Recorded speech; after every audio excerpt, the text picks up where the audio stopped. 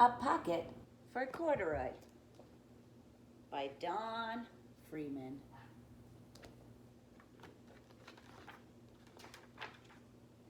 Late one summer afternoon, Lisa and her mother took their laundry to the laundromat. As always on such a trip, Lisa carried along her toy bear, Corduroy. The laundromat was a very busy place at this hour. Now, Corduroy, you just sit right here and wait for me, Lisa said. I'm going to help with the wash. Corduroy waited patiently. Then he suddenly perked up his ears. Lisa's mother was saying, "Be sure to take everything out of your pockets, Lisa dear.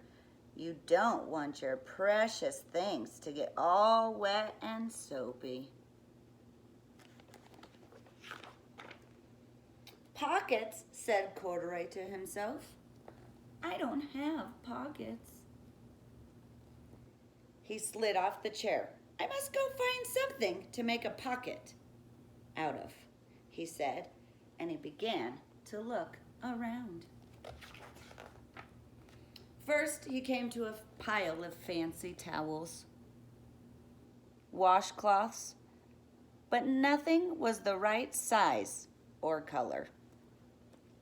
Then he saw a huge stack of colorful clothes in a laundry bag.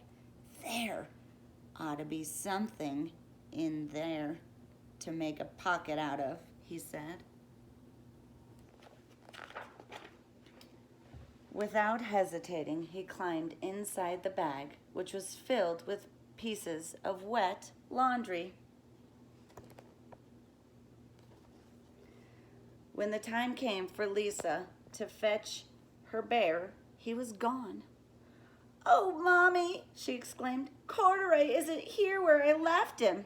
"I'm sorry, honey," said her mother, "but the laundromat will be closing soon and we must be getting home."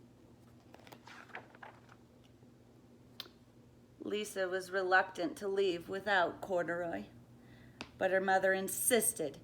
"You can come back tomorrow," she said. "I'm sure he will still be here." As they left, a young man wearing an artist's beret was taking his wet laundry out of a bag, the very bag Corduroy had discovered.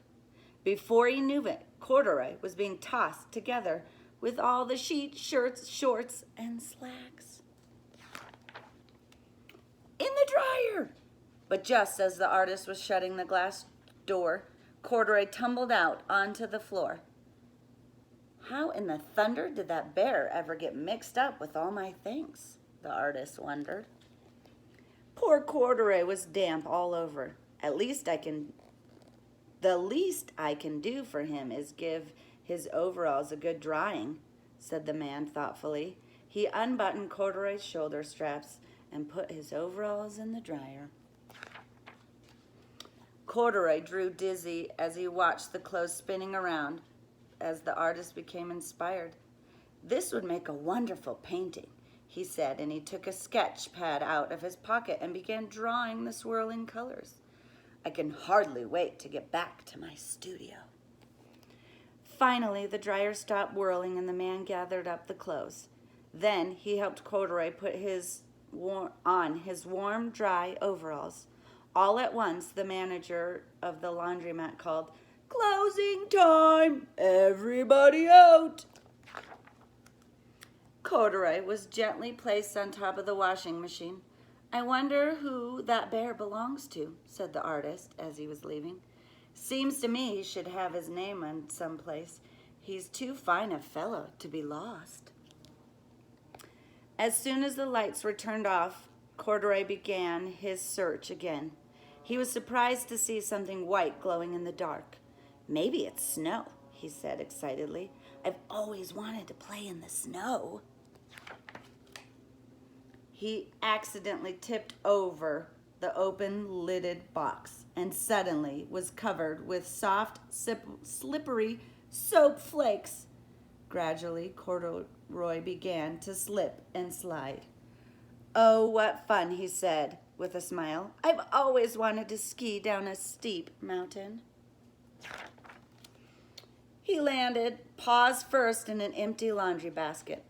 "This must be a cage," he said, peeking through the bars. "I've never wanted to live inside a cage. I like a bear in the zoo." But by now, Corduroy felt drowsy, and soon he nodded off to sleep. Next morning, when the manager came to open the door to the laundromat, there was Lisa waiting. "I left something here yesterday," she explained. "May I look around?" "Certainly," said the manager. "My customers are always leaving things." Lisa was searching under the chairs and in back of washing machines when she heard the manager call her. "Is this what you're looking for, señorita?" "Yes, yes! He's my best friend," shouted Lisa as she came running. She reached in and picked Corduroy out of the basket. "So this is where you've been, you little rascal," she said. "It's time I took you home." Lisa thanked the manager and ran out the door down the street, holding Corduroy tightly in her arms. "I thought I told you to wait for me," she said. "Why did you wander away?" "I went looking for my pocket," Corduroy said. "Oh, Corduroy, why didn't you tell me you wanted a pocket?" Lisa said, giving him an affectionate squeeze. That very morning, Lisa sewed a pocket on Corduroy's overalls, and here is a card I've made with your name on it for you to keep tucked inside, she said. "I've always wanted a purple pocket with my name tucked inside," said Corduroy, as he and Lisa nuzzled noses. The end.